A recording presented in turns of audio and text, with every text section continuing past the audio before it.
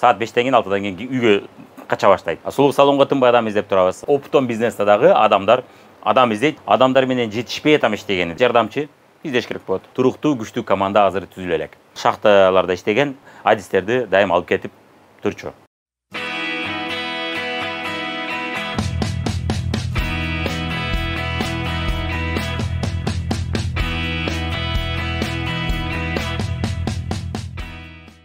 Салам достор, сиздер менен Мирлан Батырханов, Шри-Ланка аралынан, Бентото шаарынан чоң салам айтканча, сиздерге бүгүн жарык менен калап кетмекчимин жана сиздин сурооңуздарга жооп берип кетели.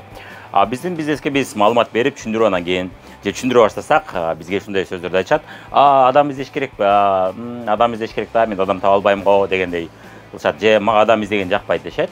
Ошондо мен жооп берем, ошол жоопту сиздерге мисал катары айтып көрсөтүп кетейин. Балким адам издеш керек го дегендерге ушул видеону жөнөтүп койсоңуз да болот. Ошолор дагы жооп алып алат, Бирок өзүңүз жооп бергенге жетпейт баары бир. Эми адам издеш керек дегенге мен мындай жооп берем. Туура, эң туура айтасыз, адам издеш керек.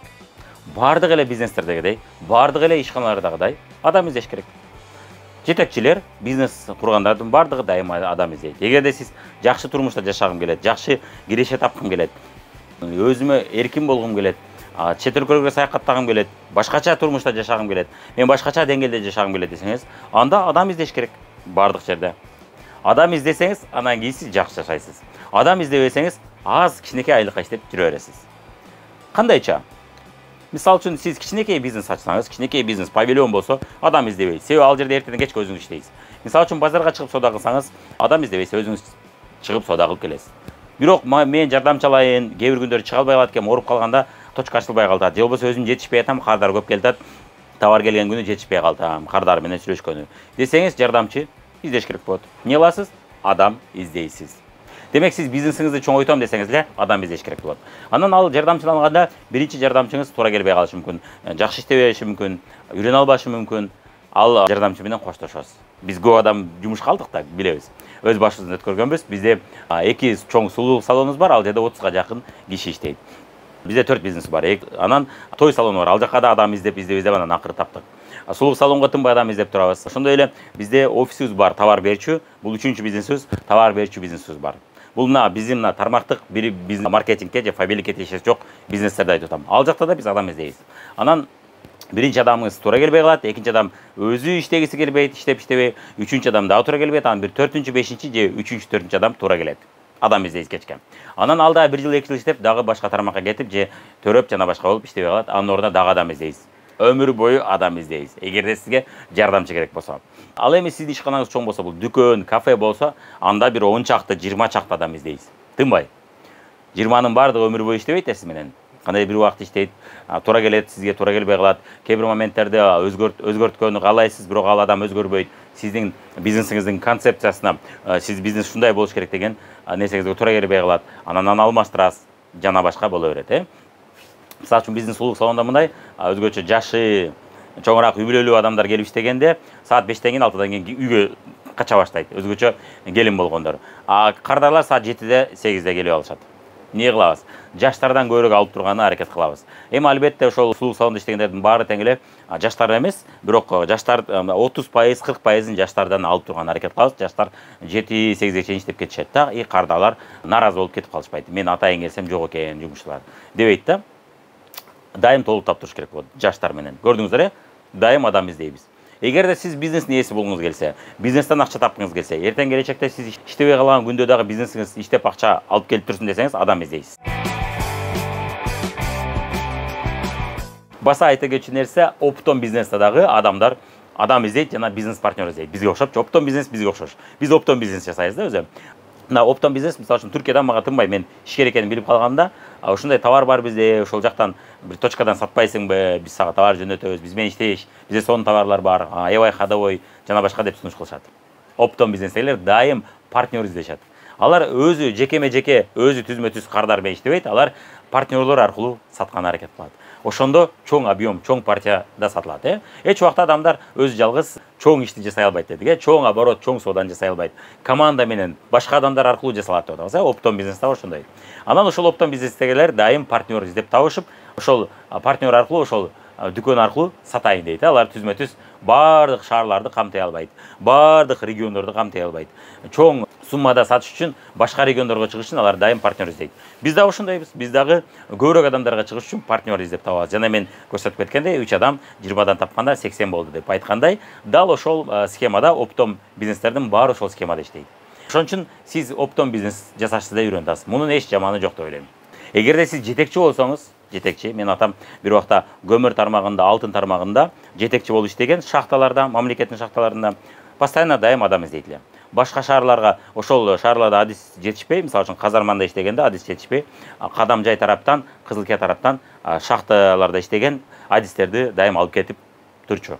Адис катары издеп таап, бирөөлөр аркылуу сураштырып, ошону таап, тааныштар аркылуу сураштырып отуруп, таап алып кетчү. Көрдүңүздөр. Жетекчилер дагы адам издейт. Ошол чоң өзүнүн командасы болсо, ошол командасын жаңылап туруш керек болуп калат, ордуна табып. Төмөндөгү жумушчулар бар, көп жумушчулар бар, 100 чакты, 200 чакты, 1000 чакты, ошол жумушчуларды улам алмаштырып туруш керек болот. Эми чоң жетекчи албетте, чоң ишкананын жетекчиси өзү издебейт. Чар отдел же болбосо отдел кадров деген бар, кадрларды издеп тапчу бөлүк бар, ошол бөлүк издейт. Ал эми биздин жумушубуз ушундай, биз көбүрөөк адамдар менен иштейбиз, биз бизнеспиз. Бизнес тармагында иштегендер дагы, эгер чоң, өтө чоң бизнес болсо, отдел кадров деген кадрлар бөлүмү аркылуу ошол адамдарды издеп таап турат. Ал эми сиз ишканаңыз ошончолук чоң корпорация деңгээлде боло элек болсо, анда албетте сиз анын бизнестин ээси катары өзүңүз издеп, өзүңүз таап турасыз. Мисалы үчүн айталы бренд микстин ээси болсоңуз, же болбосо бир кафенин, ресторандын ээси болсоңуз, администратор аркылуу өзүңүз издеп таап адамдарды коюп турасыз. Жана өзүңүз дагы киришип турасыз. Биздин бизнес болсо адамдар менен иштейбиз, ошон үчүн биз көбүрөөк өзүбүз издейбиз. Бирок өзүбүз гана эмес, биздин командабызда сонун лидерлер бар. Ошолор аркылуу да издеп табабыз. Башында өзүбүз издеп табабыз. Бардык эле бизнесте башында өзүбүз издеп табабыз. Анан кийин компания чоңоюп кеткенде, корпорация болуп кеткенде, эмне болот? Биз отдел кадр аркылуу издеп табабыз деп атабыз, Ал эми бизде лидерлер аркылуу. Биз чоң лидер болуп кеткенде, мына биз чоң лидербиз. Бизге тынбай, тынымсыз жаңы адамдар катталып, кардар катары өзү үчүн алганы катталып, кимдир алып сатып иштегенге катталат, кимдир бизге окшоп бизнес курам деп катталат. Алардын көпчүлүгү азыркы учурда биз чоң командабыз бар болгондуктан, алар биздин лидерлерибиз. Биздин чоң деңгээлдеги айына 100 000, 200 000, 30-40 000 таап аткан лидерлерибиз аркылуу дагы көптөгөн кардарлар келип атат. Бирок башында өзүбүз издеп таап жүргөнбүз. Бирок азыр бизде жаңы командалар бар. Жаңы мындайгача айтканда биз ишкер бир дүкөндү өнүктүрүп алды, ал жерде уже туруктуу болуп калган үчүн адамдар келе берет, өздөрү сунуш кылып келет. Мен иштелерге иштесем болобу, вакансия барбы деп өздөрү келишет. Азыр биздин сулуу салондорго өздөрү келишет. Анан жаңы ачкан дүкөнгө өзүңүз издеп табышыңыз мүмкүн. Себеби ал жаңы ачкан дүкөндө билбейт. Жана жаңы ачкан дүкөн сиз ишкер болсоңуз, сиздин өзүңүздүн убактыңызды, өзүңүздүн киришиңизди талап кылат. Неге дегенде ал жерде туруктуу, күчтүү команда азыр түзүлө элек. Бизде дагы ошондой биздин бизнесте дагы жаңы командаларыбыз болот. Ошол жаңы командаларга алар менен кошо бирге адам издешебиз. Адам издегени адам тапканда жардам беребиз. Бизде эми кандай адам издейбиз? Биз кардар издейбиз, өз үчүн алам деген, өз үчүн алып алайын, же бирөө аркылуу алайын деген адамдарды издеп тапкан аракет кылабыз. Өз үчүн алса каттайбыз, бирөө аркылуу алам десе, ошол сатып иштегендерге мына сага кардар, ушу менен иштесең болот деп берип коебуз. Ошо шаарда жашаганын тапкан аракет кылып. Мен көптөгөн YouTube'да видеолор жана башка TikTok'та видеолор тарткам. Азырга чейин 3 жыл мурун, 4 жыл мурун тарткан видеолорум аркылуу кайсы жактан алсак болот бул продукцияны, чындап эле жардам береби деп сурашат. Мен ошону сатуу тармагында иштеп жакшы көргөн, мен жакшы сатам дегендерге берип коем. Ошолор шаарын сурап көрөм, ошого берип коем. Албетте бул жаңы командаларга. Анан чоң лидерлерибиз бар, алардын командасына мен бербейм. Неге дегенде алар уже өз алдынча чоң лидерлер, уже чоң, мындайча айтканда дүкөндөр десек болот, чоң бизнестер. Ошентип биз ошол адамдарды улам таап турабыз. Бул биринчи кардарлар. Эми албетте мен жакшы жашайм, мен турмушта жакшы кирешелерди көргүм келет, турмушумду жакшы жакка өзгөрткүм келет деген ой болсо, анда адам табышты адам издештирүүнү үйрөнөсүз. Мунун өзүнүн илими бар. Биздин видеолордо биз бүт үйрөтөбүз. Кантип табыш керек, эмне кылыш керек. Анан мен 5 адам, 2 адам, 3 адам, же 10 адам, же 100 адам таба албайм да деген ой болсо сизде, ошол суроого жооп алгыңыз келатса, мен таба албайм деп эмне кылсам болот десеңиз, бул жакта мына шилтемеде видео бар. Ошол видеону көрүп, толук маалымат алып алсаңыз болот. Ошол жерде кантип табабыз, эмне кылып табабыз бүт үйрөткөн. Атак адамдарды кайсы жактан эмне кылып табыш керек деген суроого бүт жооп берчү видеолор, сабактар бизде бар. TikTok'тон тапсаңыз болот, Instagram'дан таныштарга чыксак болот, таныштардын таныштарынан чыксак болот. Бейтааныш адамдар менен сүйлөшүп, алардан кичине кызыктырып коюп, номерин алыштын сабагы бар. Ал сабакты үйрөнүп, көрүп, өздөштүрүп алсаңыз, үйрөнүп алсаңыз, басып жүрүп адамдар менен тааныша бере турган болуп каласыз, ойноп эле. Мурун уялчак, тартынчак адамдар биздин бизнеске келип, адамдар менен оңой эле контактка кирип сүйлөшүп кете турган болуп калышкан. Эмнеге? Сабактардын жардамы менен. сабактардын жардамы менен адам өзүнүн психологиясын күчөтөт дагы, мурункудан күчтүү боло баштайт. Өзгөчө машыккандар. Машыгыш керек болот. Бардык эле нерсени үйрөнүп атканда, мисалы автоунан айдашты үйрөнүш керек болгондо биз эмне кылабыз? Көп жолу машыгабыз, туурабы? Бир эле жолу көрүп коюп үйрөнүп кетпейбиз. Бул жерде деле адам табыш кыйын деп ойлосоңуз, ошол сабактарды көрүңүз, машыгыңыз, адам табыш оңой эле экен деп каласыз. Өзгөчө практикада жасап жүрүп. Көрсө, күндө жасап турсаң эле, анан көп ыкмаларды үйрөнүп алсаң эле, адам табыш оңой эле экен деп түшүнүп каласыз. Instagram, TikTok, Facebook, WhatsApp, мессенджерлер, YouTube ушул сыяктуу социалдык тармактардан тапсак болот. Тааныштар аркылуу тапсак болот. Тааныштардын тааныштарына чыгыш бар деген бар бизде. Ошондой эле бизде бейтааныш адамдарга чыгыштын толтура жолдору бар.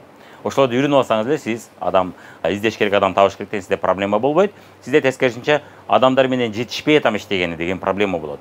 Башында адам таппай атам деген проблема болот үйрөнүп алгыча. Үйрөнүп алгандан кийин адамдар өтө көп кимиси менен иштейм деп жетишпей атам, кантип тандайм деген суроо болот. Ал боюнча өзүнчө сабак болот, аны көрөсүз, анда түшүнөсүз. Деги эле мына мен турмушумду жакшы жакка өзгөртүп алам десеңиз, анда адам издешти, адам табышты үйрөнүп алыңыз.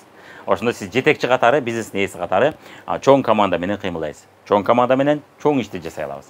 Жалгыз адам чоң ишти, чоң масштабты жасай албайт. Буга мисал үчүн сиз чач жасаучу мастерсиз дейли, чач жасайсыз же макияж. Сезон учурунда сиз күнүнө көп болсо 10 адамды жасай аласыз же 15 адам. Бирок ошол 10 адамды, 15 адамды жасайм деп шунчалык чарчап каласыз. Мен жубайым визажист болуп иштеген да. Веналар чыгып кеткен. Эрте менен эрте саат 5те кетип, кечкурун саат түнү 10до, 9-10до келет эле. Үй бүлөсүн көрбөйт. Ошол 10-15 кардарды тейлейм деп. Эшектей иштейт. Андан кийин мен айтып аттым, кел, кийинки сезонго даярдана алалы, эми сен могу сени үйрөткөн кыздардан жылдыз кылып чыгаралы. Билбейм, кандай кылып эптеп буларга адам отургузуш керек. Булар опыт алыш үчүн. Жөн эле кардар жок отура бербейт. Сага келген кардарларды бирдеме кылып отургузуш керек. Ал кечиккендерди, убагында келбегендерди, кийин башка убакта келип алгандарды, айтпай келип алгандарды мен записим бар деп ошол окуучуларды отургузуп атты. Бирок мен кокус бузуп койсоң оңдоп берем. Под моим присмотром мен өзүм көзөмөлгө алам. Кайсы бир жер жакпаса айтасыз, мен оңдоп берем, без проблем деп ошентип атып көндүрдү. Анан ошол макияж жасаган визажисттер дагы сезонго даяр болуп калды. Сезонго даяр болгондо эмне болду? Эми ал күнүнө 10-15ти гана албастан, ал күнүнө 30, 40, 50 кардар тейленип атты. Ошентип бизге салонубуз чоң акча алып келип атты дагы. Мына көрдүңүз, жалгыз адам көп кардар менен иштей албайт эч убакта. Көп кардарды таба албайт. Ал эми 5 адам кыймылдаса, көп адамды таба алат. Мисал, сиз өзүңүз жалгыз айталы биринчи ай сабактарга катыштыңыз, үйрөндүңүз, экинчи ай сиз адам издеп таба баштадыңыз. 20 адам таптыңыз. Эми 100 адам болуш үчүн 100 адамда уже жакшыраак кирешке чыга баштайт. 100 адам табыш үчүн сиз 5 ай иштейт экенсиз. 5 айда сиз 20 көбөйтүү 5, 5 ай 100 адам болду. Эми кантип сиз 2 айда 100 адам тапсаңыз болот. Ал үчүн биринчи ай сиз команда курасыз, команда өзүңүзгө окшоп, мен да акча тапкым келет деген үчөөнү таптыңыз дейли. Үчөөсү сизге окшоп, алар да сабактарга катышты биринчи ай, экинчи айдан баштап сиз менен кошо же сизге окшоп 20 кардар издеп таба баштады. Сабактарды үйрөнүп алышты. Экинчи айда алар 20. 20-ны 3кө көбөйтсөк 3 адам. Бул 60 болот. 60ка сиздин 20 адамыңызды кошсок 80. Мына 1 айга жетпей, 1 айда 80 адам таптыңыз. 1,5 айда сиз 100 адамга чыктыңыз. Эми 80ди көбөйтөбүз 3кө. 3 ай. 3 айды 80 көбөйтсөк бул 240 адам. 240 кардар деп коелу. 240 кардар алар өз үчүн таба алат. Кимдир бирөөсү бизнес кылаганча өз үчүн таба алат. 240 кардарды 3 айда табып коебуз. 5 айда 100 адам эмес, 3 айда 240. Мына көрдүңүздөрбү? Биз адамдар менен бирге иштеп отуруп, адамдарды издеп табып отуруп, биз чоңураак ишти жасай алабыз. Башка бизнестерде да ошондой. Мисалы үчүн жалгыз адам өзү тамак жасап, өзү официант болсо, эми көп болсо 10 адамды тейлей алат, туурабы? Ал эми 5 чакты официант бар болсо, 2 же 3 повар бар болсо, 5 чакты эмес 10 чакты дейли, чоң ресторан, чоң кафе болот, туурабы? Тойлорду тейлей алат. Бир келгенде 500-300 адамды тейлей алат. Анан чоң сума, чоң акча түшөт. Ошон үчүн сиз турмушумду жакшы жакка өзгөртөм, көп акча тапкым келет, көп кирешет көргүм келет, башкача жашагым келет, чет өлкөлөргө саякаттарга чыккым келет десеңиз, анда адам издештирүүнү үйрөнүп алыңыз. Адам издеп табышты үйрөнүп алыңыз. Биздин бизнесте биз как раз ошого үйрөтөбүз. Ошого үйрөнүп алсаңыз, сиз келечекте башка бизнес жасайм десеңиз дагы, башка бизнесте сиз чоң ийгиликтерге жете аласыз. Эмнеге дегенде, команда менен иштөөнү, адамдар менен иштөөнү, адамдар менен сүйлөшө билүүнү, адамдар менен тил табыша билүүнү, кардарларды издеп табышты бүт билип каласыз. Анан эң негизги сатуу процессин түшүнүп каласыз. Кандай гана бизнес болбосун, сатуу процесси сиздин бизнесиңизди алдыга жылдырат. Эгерде сиз сатуу, өзүңүз сатың деген жокмун, биз өзүңүз кыдырып сатышты үйрөнүңүз деп аткан жокпуз. ооз-2 сатып, сатуу ишин уюштурушты үйрөнүп алыңыз деп атабыз. Биз сизди бизнеске чакырганда, сиз көтөрүп жүрүп сатыш үчүн келиңиз деген вариант айтып аткан жокпуз. Эгерде кааласаңыз, кызыксаңыз, аны деле жасасаңыз болот. Ал тез бат акча алып келет. Акчаны бат алып келет. Бирок ал кичинекей акча алып келет. Ал эми сиз айына 30-40 миң, 50 миң, 100 миң табам десеңиз, анда сиз сатуу ишин уюштуруп алышыңыз керек болот. Сатуу иши бул эмне? Адамдарды, кардаларды таба билүү. Ошол сатуу ишин уюштурушту түшүнүп алсаңыз, сиз башка бизнесте дагы ийгиликтерге жете аласыз. Бизге окшоп. Аны эмесе видео пайдалуу болгон болсо, лайктарды басабыз, же дизлайктарды басабыз, жакпаса, комментарийге ой пикир калтырабыз. Кандай бир кызыктуу окуя пикирлер болсо, жазыңыздар, суроолор болсо да жазыңыздар. Бул видео мүмкүн болушунча YouTube аркылуу көп адамдарга тараса, жана сиз аркылуу көбүрөөк адамдарга тараса, анча-мынча адамдар адам издеш керек экен да, бул кыйын нерсе да, адам издеген мага жакпайт деген ойдон алыс боло баштайт. Неге дегенде, адам издеш бардык тармакта керек экен түшүнүп калышат дагы. Бул бизнеске дагы нейтралдуу же жакшыраак, ой пикири жакшыраак болуп калат. Ошон үчүн көбүрөөк адамдарга таратканы жардам бериңиздер. Кимге бөлүшөм десеңиздер, бөлүшүп кетиңиздер, жана YouTube өзү дагы жакшыраак таратыш үчүн лайктарды басып, комментарийлерди жазып коюңуздар. Аны эмесе сиздер менен Мирлан Батырханов болду. Шри-Ланкадан жылуу салам бергенче, жылуу маанай жөнөткөнчө. Дагы да көрүшкөнчө аман болуңуздар.